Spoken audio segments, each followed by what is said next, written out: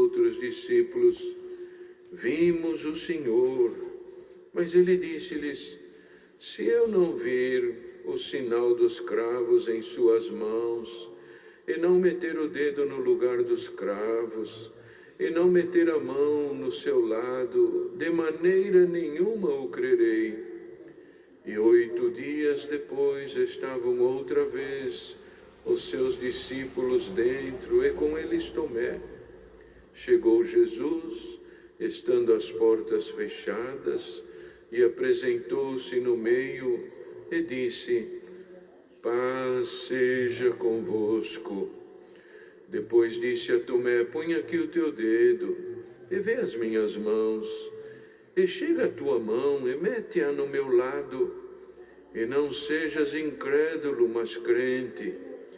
Tomé respondeu e disse-lhe: Senhor meu e Deus meu. Disse-lhe Jesus: por que me viste, Tomé, creste?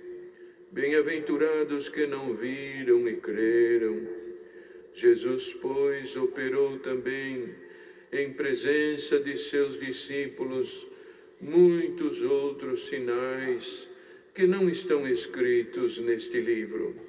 Estes, porém, foram escritos para que creiais que Jesus é o Cristo, o Filho de Deus, e para que, crendo, tenhais vida em seu nome.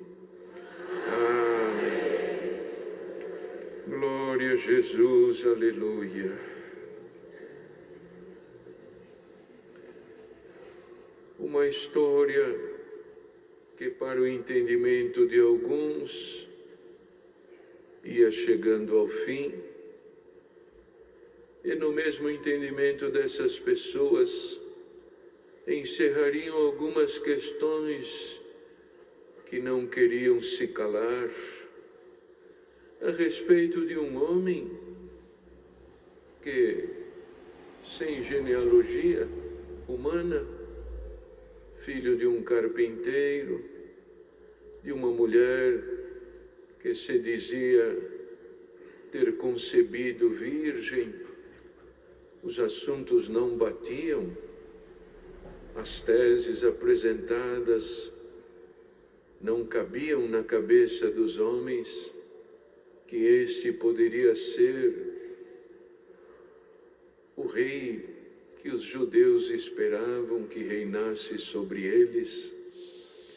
As teses não se confirmavam, mas o movimento foi bastante grande, e os sinais que se apresentaram,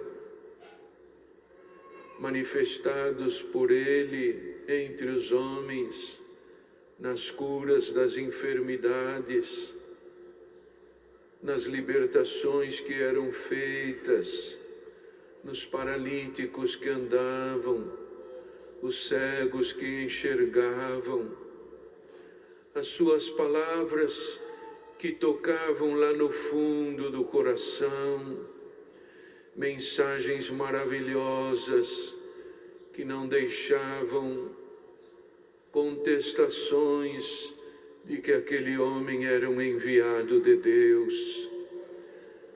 Os caminhos pela qual ele tinha vindo eram caminhos simples, mas ele trazia alguma coisa diferente.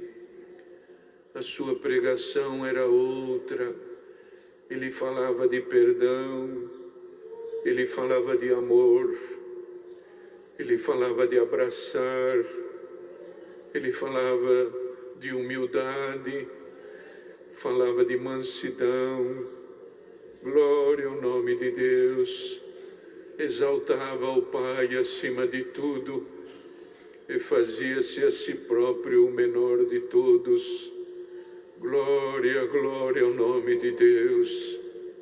Sem culpa, houvera ido para o sacrifício,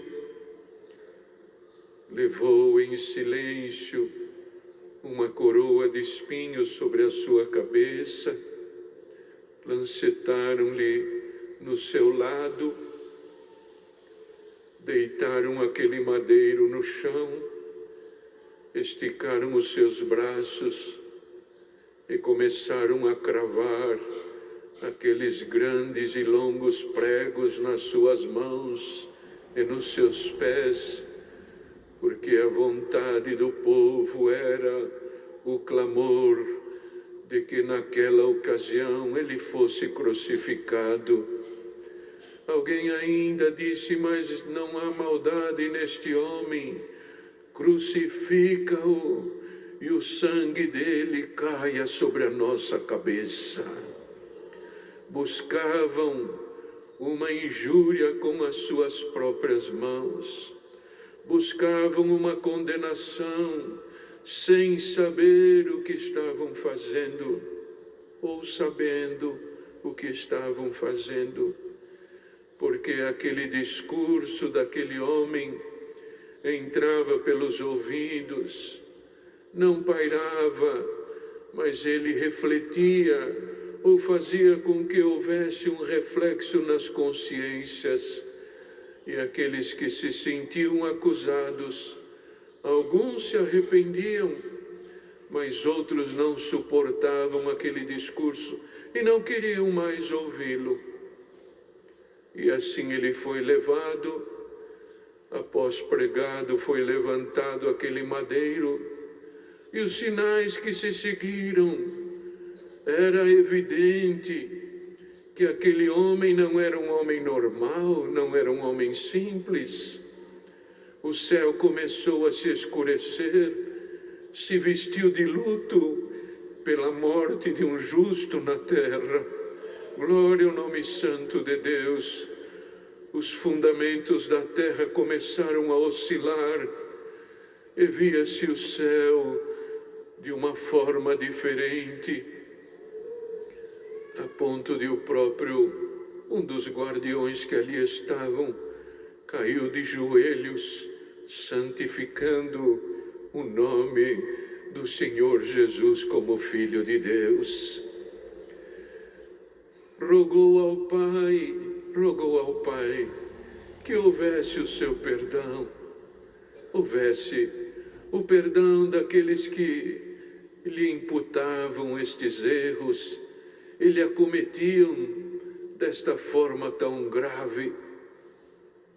Pai, perdoa-os, eles não sabem o que fazem. Morrendo, sofrendo, mas cheio da bondade de Deus. Glória ao nome do Senhor.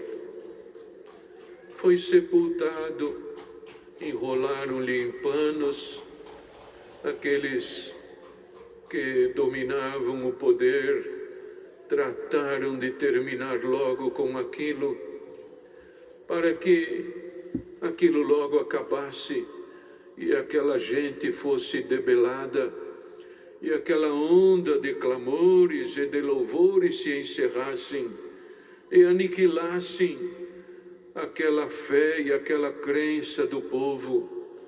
Colocaram-o numa sepultura. Uma grande pedra foi colocada diante daquela sepultura, lacraram a pedra,